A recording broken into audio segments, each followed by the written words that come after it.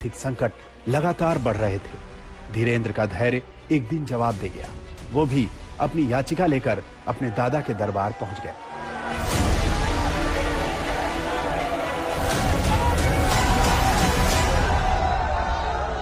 हमारे पिताजी कुछ करते नहीं थे। भूख की स्थिति में दादा गुरुजी का फक्कड़पन था। वो परिवार से नाता तोड़ा मतलब तोड़ा। तो उन्हें मतलब नहीं आप जी रहे कि मर रहे। उनके पास तो अगर याचक अर्जी करता बन के जाओगे तो वो अर्जी उठा के बालाजी के पास रख देंगे। ये नहीं कि ये हमारा सगा नाती है, ये हमारा सगा पुत्र है तो इस पर ज़्यादा कृपा हो जाए। हम भी गए सबकी भांति। हमने भी अपनी विपदा कही कि 3 दिन हो गए हैं, कुछ खाने तक को नहीं है घर में।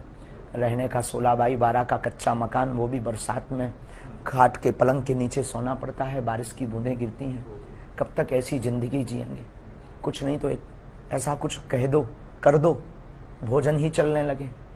जिंदगी में कुछ नहीं तो पिताजी कुछ करने लगे, ऐसा कुछ कर दो। गुरु ने बस बाहें पकड़ी। अवस्था 10-11 वर्ष की थी। और बाहें पकड़ करके बोले तू मुझसे मत जुड़, और सीधा बागेश्वर बालाजी से जोड़ दिया। 2010 में दादा का निधन हो गया तो अचानक बाल धीरेंद्र की दुनिया ही उजड़ गई। लेकिन गुरु तब तक अपना काम कर चुका था।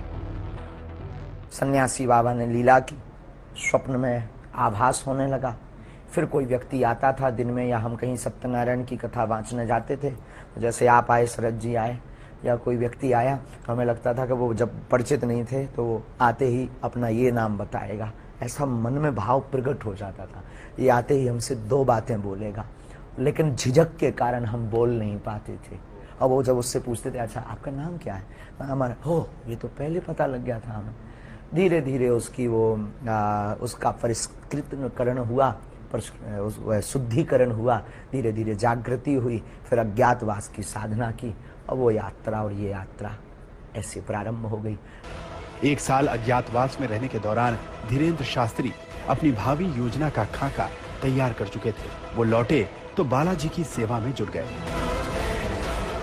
9-10 साल की अवस्था से ही हमने बालाजी की सेवा की। जब बच्चे खेलना सीखते थे तब से हमने हनुमान चालीसा का पाठ, और गुरु ने जो विधान बताया वो मीडिया पर बताने का विषय नहीं है, वो अनुभव का विषय है। कभी आप आइएगा तो उसको हम आपको बताएंगे कि हमने क्या क्या अपने जीवन में मुश्किलों को सहा, कितना हनुमान चालीसा का पाठ किया, रातों भर हनुमान जी के चरणों में बैठकर रोए हैं, रातों भर हवन किया है।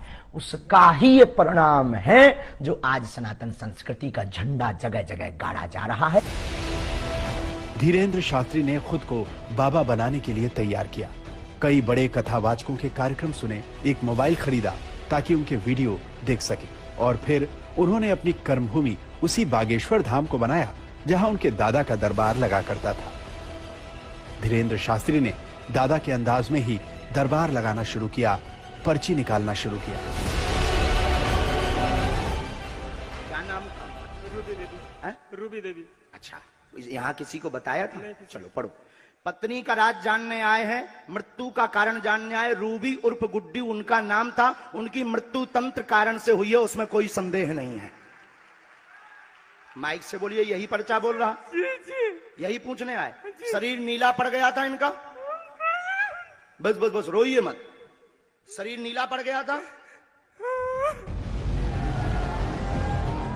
आस्था, धर्म, चमत्कार और भावनाओं के कॉकटेल ने धीरेंद्र शास्त्री का दरबार जमा दिया। वो चंद वर्षों में पंडित धीरेंद्र शास्त्री से बाबा बागेश्वर सरकार कहलाने लगे।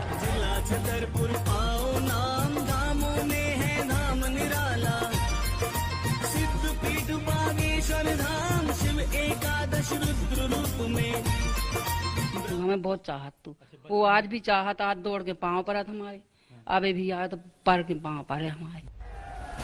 धीरेंद्र शास्त्री की उम्र अभी सिर्फ 26 साल है।